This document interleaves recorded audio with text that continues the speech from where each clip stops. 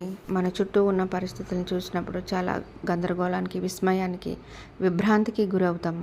అలాంటి సందర్భంలో మనం దేవునిపై ఎన్నో ప్రశ్నల వర్షం కురిపిస్తాం.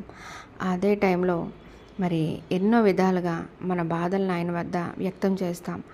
అదే మరి ఇలాంటి సందర్భం మనం బైబిల్లో హబాకుక్ మొదటి అధ్యాయంలో మనం గమనించవచ్చు.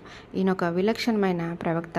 ఈయన అడుగుతున్నాడు దేవుణ్ణి, దేవా ఎంతకాలమో నీకు మొరపెట్టినాను, నీవెన్నాళ్ళు అసలు ఆలకించకుండా ఉంటున్నావో, ఇక్కడ బలాత్కారం జరుగుతుంది, నేను నీకు మొరపెట్టుచున్నాను, రక్షింపకాయ ఉన్నావు, నన్ను ఎందుకు దోషం చూడనిస్తున్నావు, బాధ నీ వేళ ఊరకే చూస్తున్నావు, ఎక్కడ చూచినో నీ అన్యాయం అక్రమాలు, ఇలానే ప్రశ్నిస్తున్నాడు.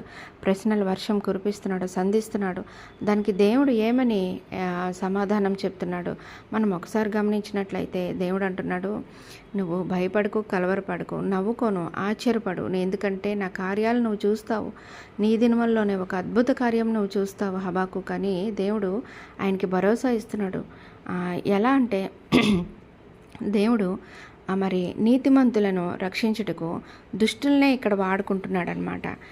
అప్పుడు హబాకుకు ఒక సందేహం వస్తుంది. ఎలా అంటే, దేవా నువ్వు నీతిమంతులపై మళ్ళీ దుష్టులనే నువ్వు ఎలా వాడుకుంటున్నావు, ఏంటిది అని చెప్పి చాలా ఆశ్చర్యానికి లోనవుతాడు. ఆ సందర్భం ఎందుకంటే అలా అడుగుతాడు, దేవుడు కల్దీయులను రేపుతాడు, బబిలోనియులను లేపుతున్నాడు.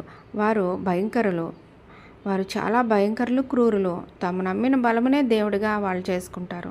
దేవుడు యూదాపై తీర్పును నెరవేర్చేందుకు బబిలోనియులను ఉపయోగిస్తానని ఇక్కడ చెప్తున్నాడనమాట. అందుకే హబాకుక్ ఆశ్చర్యపోతాడనమాట.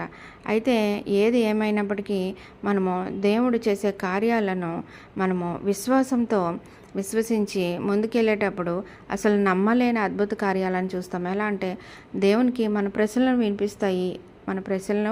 వినిపిస్తాయి. ఆయన మన ఫిర్యాదులకు జవాబు ఇస్తాడు. మన దృష్టిలో దేవుని పనులు వింతగా అనిపించవచ్చు, కానీ ఆయన కర్తవ్యాన్ని న్యాయంగా చేస్తాడు. దేవుని తీర్పులు అప్పుడప్పుడు అర్థం కాని మార్గాల్లో ఉంటాయి, కానీ ఆయన్ను విశ్వసించవలసిన అవసరం మనపై ఉంది.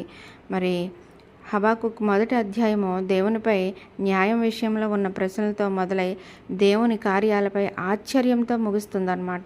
ఎందుకంటే అప్పటికే ఆయన దేవుడి కార్యాలను అద్భుత రీతిన వీక్షించడం అయితే జరుగుతుంది. అప్పుడు తన విశ్వాసము ఇంకా ఎంతో దృఢపడుతుంది. ఇక్కడ మనము తెలుసుకోవాల్సింది ఏంటంటే, దేవుడు ఒక్కొక్కసారి న్యాయవంతులకు తీర్పు తీర్చడానికి దుష్టులనే ఉపయోగించుకుంటాడని మనము ఈ అధ్యాయం ద్వారా తెలుసుకోవచ్చు. అందుకని నేనేం చెప్పదలుచుకున్నానంటే, హబాకుక్